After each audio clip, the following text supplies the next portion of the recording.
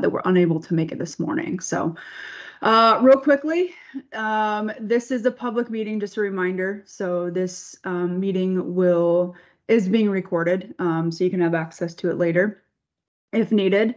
The chat is turned off because of that. And so again, you all that have been here kind of know the drill a little bit. Just raise your hand, unmute, and you can talk when I ask for feedback. So, and we'll real quickly go through just to take roll real fast. I am Rachel MacArthur. I am staff here at CJC. And real fast, we'll just go down the list. Ryan Downing. Don't know if Ryan's here. I didn't see him. Okay. Captain Eby. Here. All right. Josh, I believe, is not going to be here today. So he said he was going to try, but Melanie Menier. I didn't see Melanie either. Okay. Dan Hoover. I saw Dan. Here. Good morning. Good morning. Carrie Hecox. Did I say that right? I don't know if Carrie's here. Okay. Moxie Loeffler. Didn't see her either. Orion McCotter. Thought I saw Orion earlier. Yeah, I'm here. Perfect. Good morning. And I know that Grant is not here, but he sent Willie. Willie, I'm not going to try to pronounce your last name. How do you say your last name? Willie Chotson. Really nice to meet you all. Yeah, Okay. filling in for Grant Hartley from Metropolitan Public Defender. Perfect. Thank you for being here. Thank you. Annalise Dolph. Here. And Sheila Clark. Here. Perfect. Okay. Welcome. We will get started. So this is the schedule today. I know this is the third meeting, so you all are very used to seeing this slide. We do have a few things just to review based on feedback from last week that I just want input in just to make sure. Yeah, Willie, go ahead. That was a mistake. I apologize. Oh, no, you're fine. Okay. Yeah, so I'm going to ask for some feedback on some of the things that we provided to you all. And as I'm thinking of this, we sent out a draft of these rules. Willie, did you get a copy of that? You did? Okay, perfect. Okay. So we did send out an updated draft. There's a few things that were highlighted that we wanted you to look at in particular. I'm going to ask for feedback, and then we will get into the last section of the rules with efficacy today, where I'm going to ask for a little bit of feedback and specificity if needed. And then if we have time, when we submit these rules, we have to answer some impact statements. And so if we have time, I may ask for some feedback on those, one in particular, just to get your all's thoughts on that. So again, this is only an hour. We don't have a break scheduled. If you all need one during that time, let me know. And then obviously if there's anybody in this meeting that are members of the public, you will have the chance to speak at the end of this meeting. So, okay, let's get going. So if you all have your draft that was sent out, just for reference, I'm just going to direct you. We had a conversation regarding potentially, and I know there's a lot of text on this, but this is the slide about the applicant's the application requirements. We had a conversation about best practices. And so we put together some language to potentially put in this section. We did talk about other places that language like this could go, such as a solicitation or an application. And so we wanted to just include it, just to get your all's reaction, on the language to see if it makes sense and it captures what you all were talking about, and also to see if it's something that is appropriate to have in this section. So just a reminder, rules are just designed to be guardrails, right? And so they're guardrails in terms of how the grant itself procedurally has to function, and they're guardrails for applicants in terms of eligibility and what they have to do in order to be eligible for funds. Okay, and so that kind of gets along with the conversation of whether or not this is an appropriate section or place for this kind of language. So that is kind of the background. Does anybody have any thoughts? Moxie. Yes, thank you. I think it might be worth adding one line that says that those best practices and standards of care should be derived from nonprofit medical associations in the field. Sometimes there are commercial interests that will try to promote certain standards, and they often belong to their own associations. But if you could call out any specifics, like, for example, American Society of Addiction Medicine has been doing this work for decades, and they're, I'm pretty sure they're a 501c3. I would have to confirm that for you, but that would keep people from using their own kind of bias to create like a market for their services, if that makes sense. Yep. Thank you. Okay. Thank you for that. Any other comments, feedback about both the language and placement of this in these rules? Annalise? I'll just, since I wasn't here last time, I'll just give a vote of like in favor of this. I think it's important to put it in the application. I think hopefully as you move forward, kind of to Moxie's point, that perhaps there's an agreed upon toolkit for folks, right? In terms of like what that means for best practices, but I think it's important to have it in the grant application. Okay, thank you. Just to clarify, Annalise, do you want the language? So we can remove this language from the rules and just have it in an application, right? Or a solicitation and not have it in here. Or we can have the language in this section within rules, which makes it a little bit, it makes it a little bit more difficult to change the language should we need to, or to adjust the language if it's in rules, right? And so there's a little bit more of a robust process to do that. So if you could, just because you said it in the application, I just want to clarify, are you saying it should be in both places or just the application, or do you I think it should be, sorry, I'll be more clear. I'm okay. Supporting it being in the rules. Perfect. And okay. I think you should have it called out on both the application and in the rules. I think that this is an essential component to offering this funding. Perfect. So I think it's good to have it in the rules so you can't get rid of it. Thank you for that clarification. Daniel. Would it be helpful if Moxie and I drafted some sub bullets to this to describe what Moxie was talking about? Say like some example best practices that could be used are published by SAMHSA and ASAM. And then the other one I'm thinking about is a point under here to say that offering of the MOUD would be based on medical criteria for eligibility, something like that. Yeah, that would be incredibly helpful. Is that something, let me kind of just ask a few follow-up questions. So for this language to be in the rules, right, and just kind of be a very broad statement of best practices they must follow, if we could have some sort of guidance in terms of specificity or detail that may go in a solicitation or an application, that would be incredibly helpful. So does that make sense? Instead of making it really narrow within the rule itself, we could then use the information from yourself and Moxie if you want to put something together that could potentially add more detail in the solicitation or the application, which I think is what Annalise was getting to as well, is kind of making sure that there's that thread all the way through. Does that make sense, Daniel? Is that something that would be agreeable to? That would be incredibly helpful for us. Yeah, that sounds okay. Yeah. Okay. Any other comments on this particular language and the appropriateness of it being in this particular section.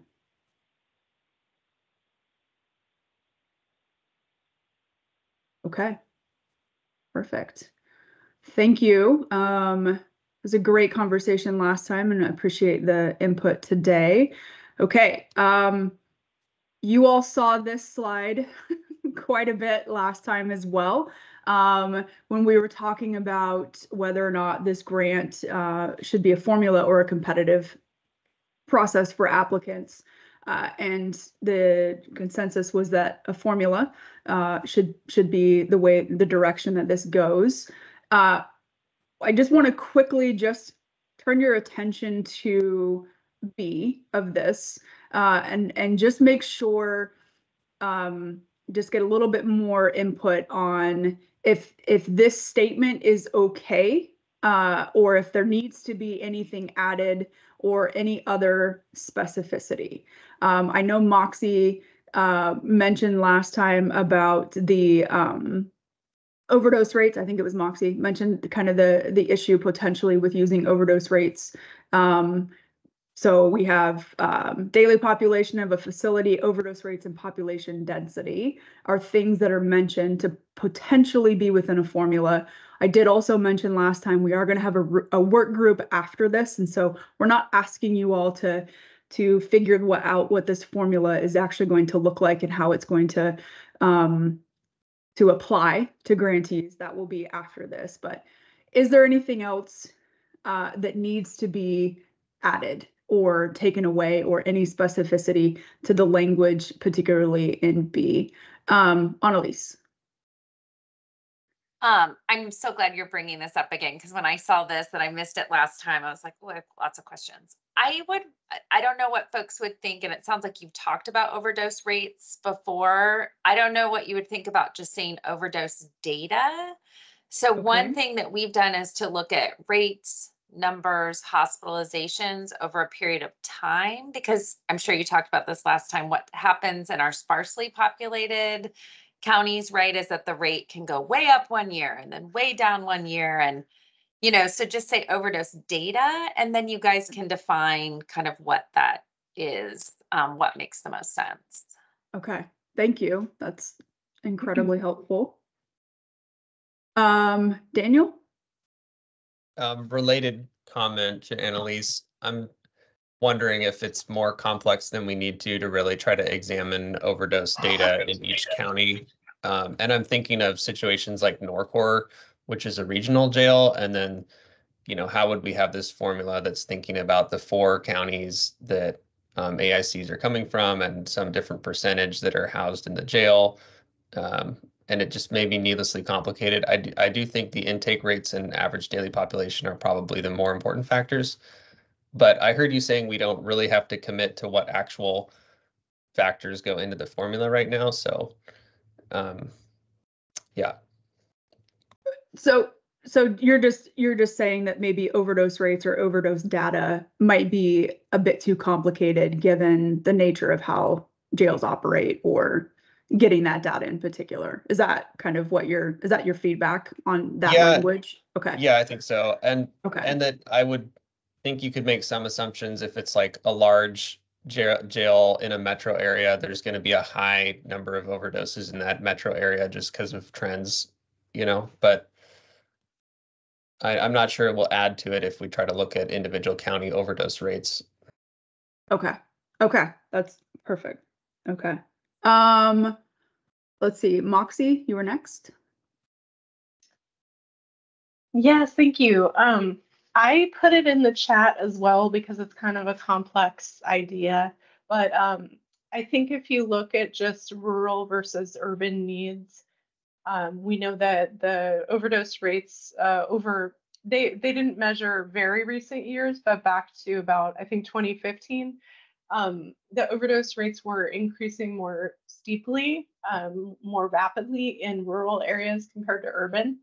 And so if you look across the entire country, you can get a good sense of what's happening in urban versus rural areas, because there's more events, like there's more overdoses. And so when you have higher numbers of cases of overdose, then the statistics become more useful and reliable.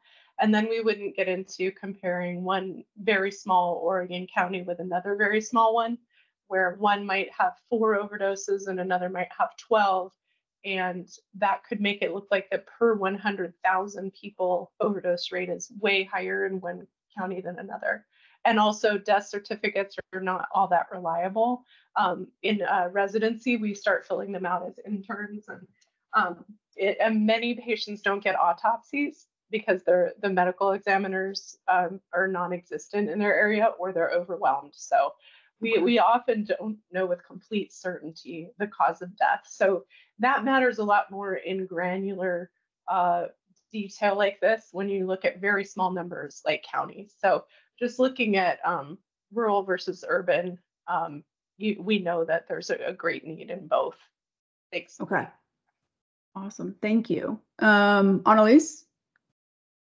So I hate to disagree with Dr. Hoover, but I would advocate for keeping overdose data in there. I agree with Moxie. It's not perfect, but we do have the data. It's very easy. Like we use it in our recommendations to the settlement board. And I think, and maybe the the commission will decide that it's a smaller factor, but I think it's important to keep it in there as a factor to highlight some of these less populated areas that have, especially in their jails, just a much higher risk of overdose, because it may be some of those that are most in need of this money, quite frankly. So I would advocate to keep in overdose data.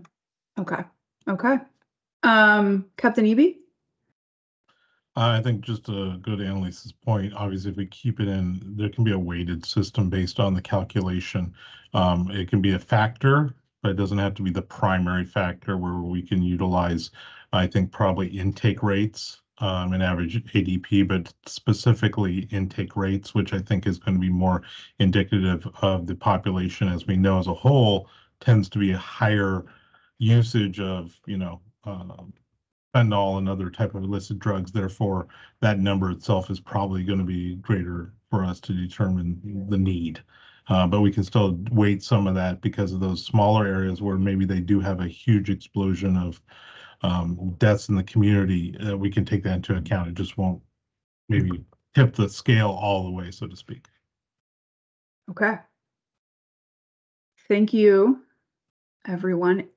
Any other comments on anything? Are we missing anything? It sounds like everybody's good with the intake population of a facility and also population density for the jurisdiction and overdose data. This conversation's been absolutely great in terms of including or not including and how to do that.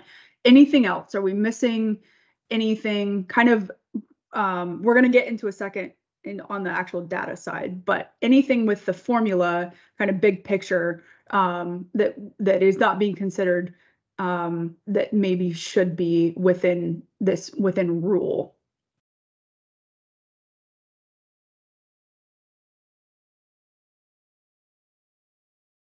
Okay, not hearing anything. Awesome. Okay, thank you so much for this. This was great to get some clarity on language and then also including things, but how to as well, and thinking ahead with that work group on how to overdose rates, the complexity, and how to consider that going forward.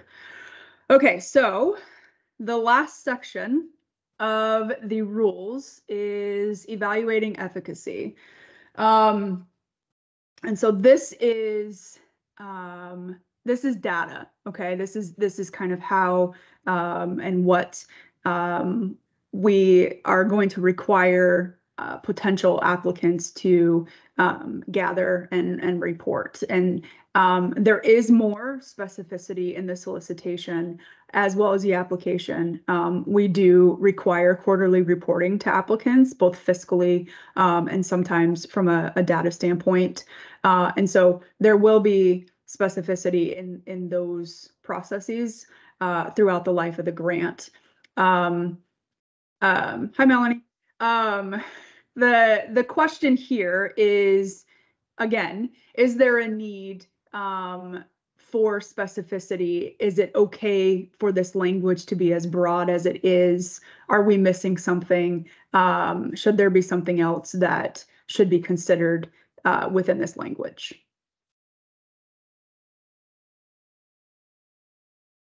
This language in particular is it's kind of generic to CJC, if that makes sense. This is kind of what we use across grants. It's a bit standardized. And so this is why we're asking for feedback specific to this grant to see if there's a need for any high-level specificity. Any thoughts?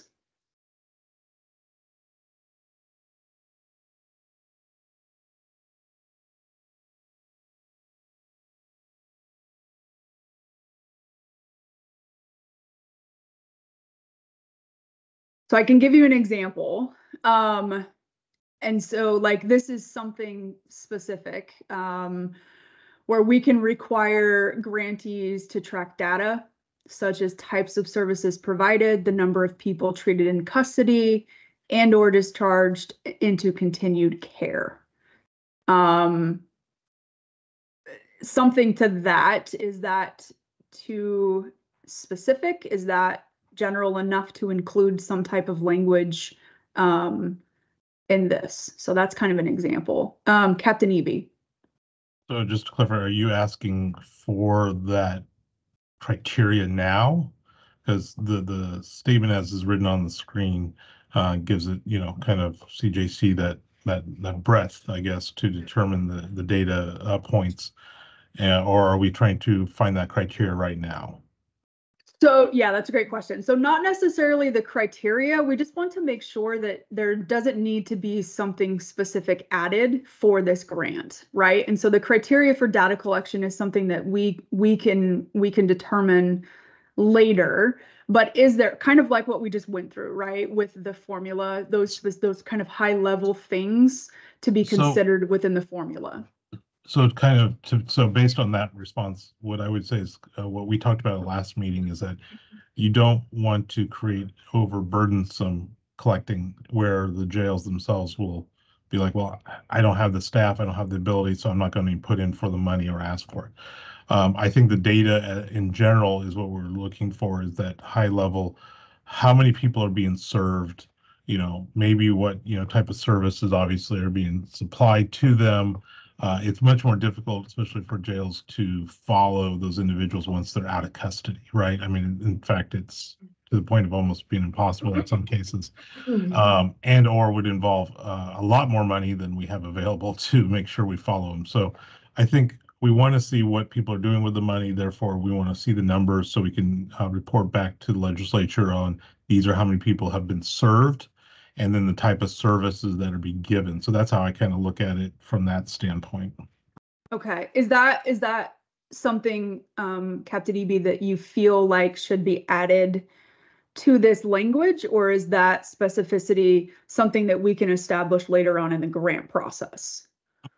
My personal opinion, I think it's later on in the grant process could be established, unless everybody thinks that this needs to be put out now, because if we put that in, that's really what we're going to tie ourselves to, where maybe, I don't know why, but maybe something else comes up later that we would want to add. Well, we've already kind of lined it, but that's just my thought. Okay. Thank you for that clarification. Moxie?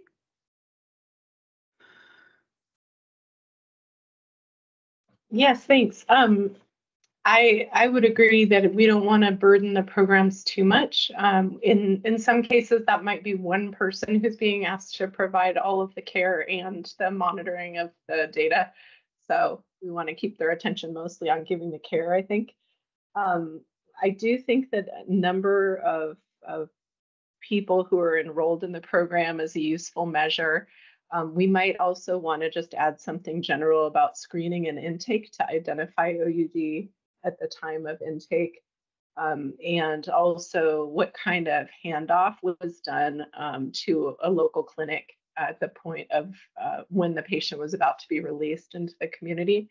And there, of course, may be some times when you can't do a handoff because the patient's released when no one's available. We have a care network that is fairly maxed out. And so you might not be able to get a clinic who can see them the next week or a peer who's available to escort them in the community.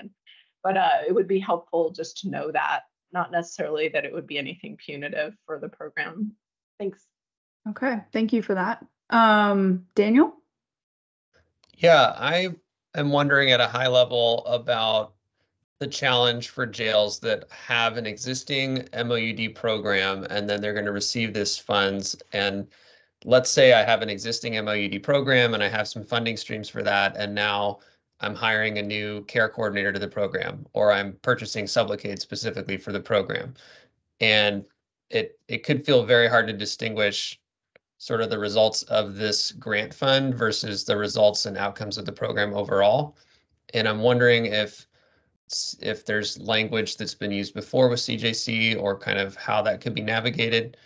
I think it might be of, I guess, the most, like from my kind of healthcare outcome standpoint, I'm interested in overall program evaluation and knowing that the money was used to boost the effectiveness of the program in some way, but then tracking individual patient outcomes to specific funds that went into the program could be hard if you already have an existing MOUD program and braided funding. So I'm curious about any solutions to that, or if we should write something in about that now. That's a great point. And that's something that we can potentially thread through, kind of like we've had those discussions of existing programs versus new, and kind of the ones that would be in the planning stage versus the ones that are existing. And so when we are talking about, I know in other grant programs, when we're talking about data collection, we do consider that where the program is in terms of what stage they're in and things like that. And so that's something that we, as we kind of determine the criteria for data collection and evaluation, program evaluation overall, but then also what you were talking about with how the grant funds are affecting the program, that's something that we can consider throughout that process. So I hope that provides a little bit of clarity, Daniel, in terms of what you're talking about. We can differentiate between the two. Is this something that you think is important to be added to this particular language, like from a high level standpoint? Well, maybe not. I guess I was wondering if jails that are already operating programs are going to read this and feel that that would be a challenge to track specific outcomes from that like one element that they're funding and adding. But maybe they'll assume it won't be an issue based on this language. I don't know. Okay. Captain Eby, do you have any insight into that? Yeah, I think, Dr. Hoover does make a good point. There could be some difficulties in tracking some of this, especially since the grant itself, there's a lot of points. Not every jail is going to go with the same type. And so we're not going to be necessarily measuring apple to apples. I do think, depending upon what the money is used, I think there's a certain level of services offered or individuals that are touched by that money that I think we will be able to accurately count. But Dr. Hoover is correct. I mean, it's not going to be equal to equal. You're not going every jail is not probably going to do the same type, and therefore the data itself might be all over the board. We might be able to say how many AICs were serviced overall, or were touched by the money, but it will look potentially different in every jail. Okay, that's great feedback. Any other comments on Melanie? I almost did that by accident. But so Dan's comment and Evie's comment, I think they're because of the variation of the programs or that exist or that will be created. I don't know that there's going to be the ability to do a total program evaluation through data. I think as a committee, we just need to decide what is the data we want from each of the different jails, the number of people they serve, whatever. I really, right now, I'm thinking of just the number of people we serve, because we know that there are a large number of facilities that don't have a program.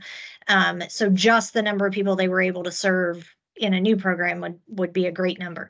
But I think that generically the sentence, the statement that's on the form, the slide, I think that's perfect because that gives us the opportunity to look more in depth at the actual data that we want to look at once applications start coming in and are approved.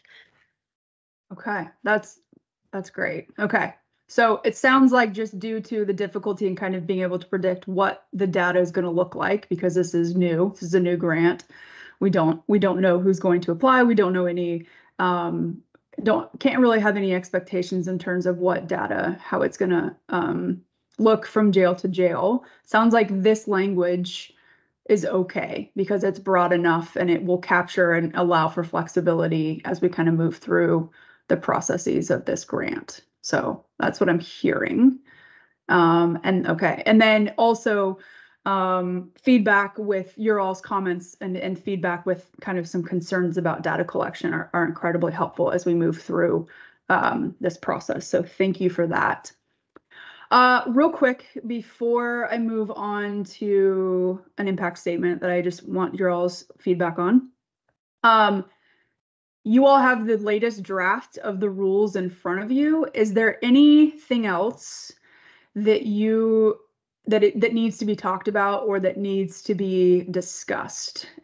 We've kind of gone through section by section on things that we've needed direct feedback on. A lot of these sections are just very standardized grant making rules, but obviously they're open for any questions or discussion or feedback on language, placement, any of that kind of stuff, whether or not it's necessary. So just want to pause here for just because we are kind of at the end of it, just to see if there's anything we missed in terms of discussion or any other type of feedback that you all may have on this document. Just so you're aware, the plan is to go before the commission at the end of this month for approval of these rules and then submit them shortly after. And so this is the last time we'll be talking to you all, but also this is pretty close to the final draft with the exception of any feedback that the commission gives. So any other comments? Moxie.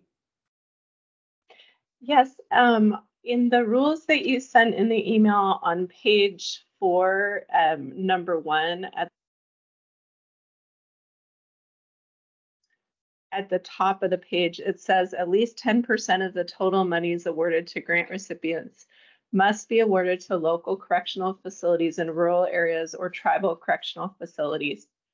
I wondered if we might qualify that, or maybe I missed it if it was somewhere else in the document, to say 10% should be awarded to them, but that if there are not enough applicants or the applicants don't meet the standards that we're looking for, that 10% of funding, any amount that's left over, could instead be distributed to qualifying programs in other locations. That way we won't have 10% of the grant funding, like $1 million, just sitting around not getting used. Thanks. Yeah, so that's a great point. That language is directly from the bill, and so we're not able to change that language, but we do have a procedural plan potentially in place should that situation that you're talking about happen. It just won't be reflected in the rules in terms of if there aren't, because we don't know how many jails are going to apply. And so that is the section kind of with supplemental funding, that leftover funds potentially, that's where that can go into place. And so thank you for bringing that up though, and hopefully that added a little bit of clarification in terms of how that money could go potentially. So did you have another comment, Moxie? I have a question for the group. Do we want to have any kind of prioritization for nonprofits and government agencies as compared with for-profit agencies and mainly private corporations? I did a quick search through the document for the word profit and didn't see anything. So just wanted to ask.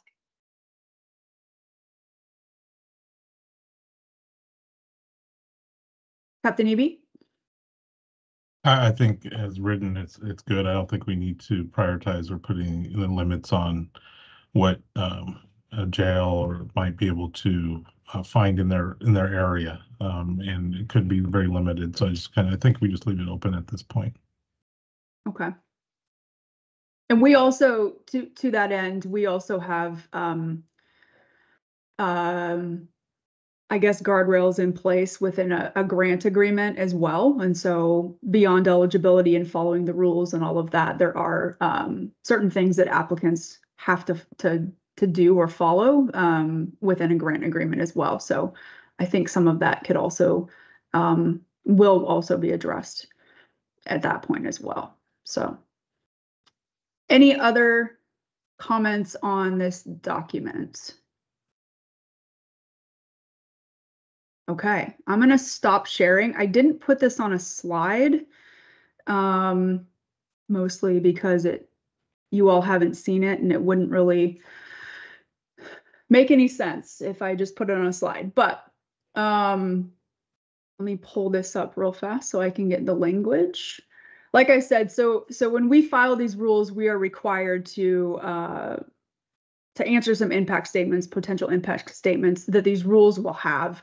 And so one of them that we would just like some thoughts or feedback on is we have to do a statement identifying how the adoption of these rules will affect racial equity in the state. And so any thoughts, comments, feedback on that particular impact statement that we have to draft for these rules and this grant. I can read it again if you need me to. But essentially it's how the adoption of these rules will affect racial equity within the state.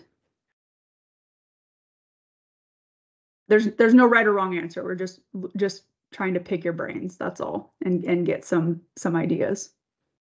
So Rachel, are you asking for suggestions on what you put into the impact statement? Yeah, any feedback, any thoughts, anything that you think would be applicable to this grant in particular would be helpful for us. So yeah. Moxie? Yes, thanks.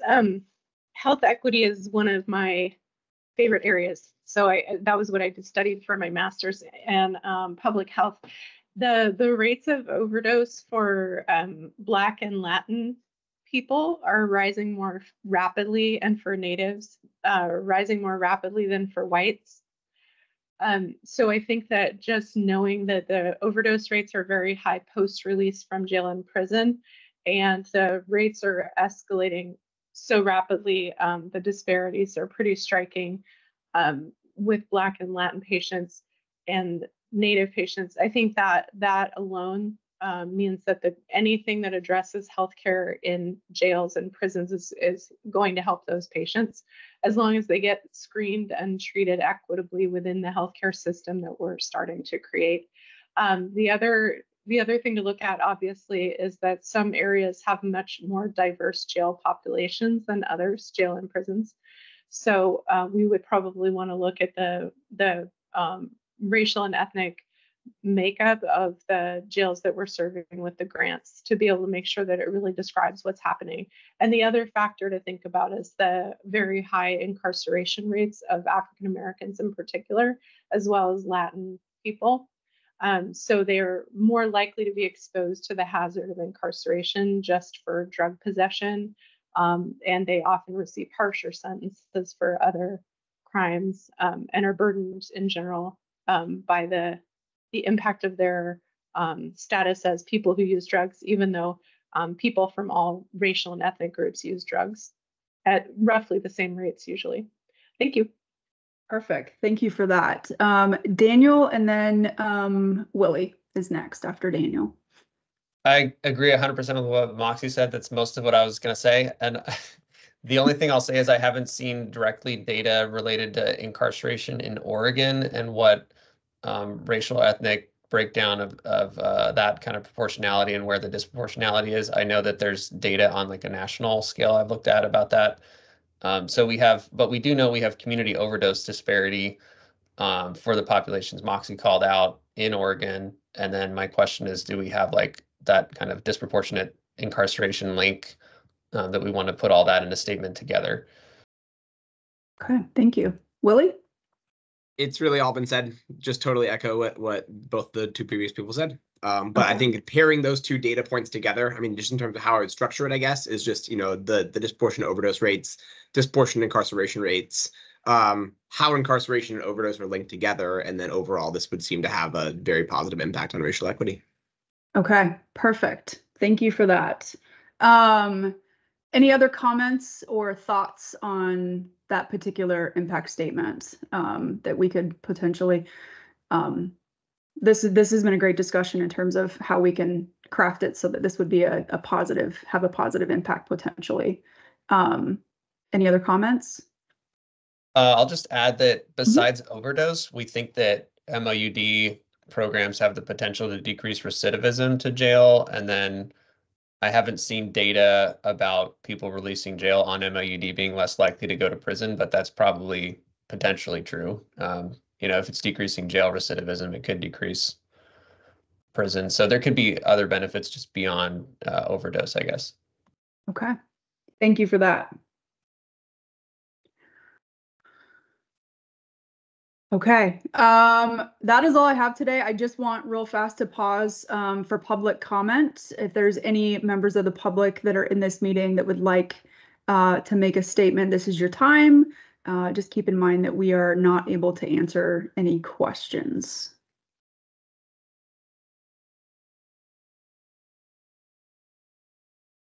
Okay, I don't see any. All right, thank you all so much. This has been a very fast 3 weeks, but very incredibly helpful, all of these meetings and getting this language put together and hopefully moving forward with the commission. Like I said, it's at the end of this month. It's on the 26th, where we'll present this to the commission, this language, and ask for their feedback, any changes. If it is approved at that time, then those will be submitted shortly after. There is that public notice period where it's about 7 weeks, where we post them and then give public notice and people have the opportunity to comment on them if they want. After that, the rules will then become permanent. And at that point, we can then move forward with a solicitation, an application and all of that kind of stuff. So way back 3 weeks ago, I mentioned that timeline. The goal is to have for it to go before the commission for approval of funds in October. And so in that time, developing a solicitation, a work group for the formula, as well as a GAC, the Grant Advisory Committee, to look at applications. So there's going to be a lot moving. It's going to be pretty quick, but with rules in particular, if all goes well with our timeline, those should be submitted for public notice at the end of this month. So that's where we're at. Those are the next steps. Thank you all so much for your input, for showing up. These discussions have been fantastic. Really appreciate it, especially 9 a.m. meetings are sometimes a bit hard, but really appreciate it. Thank you. Have a good rest of your day, and we'll see you. Thank you. Bye.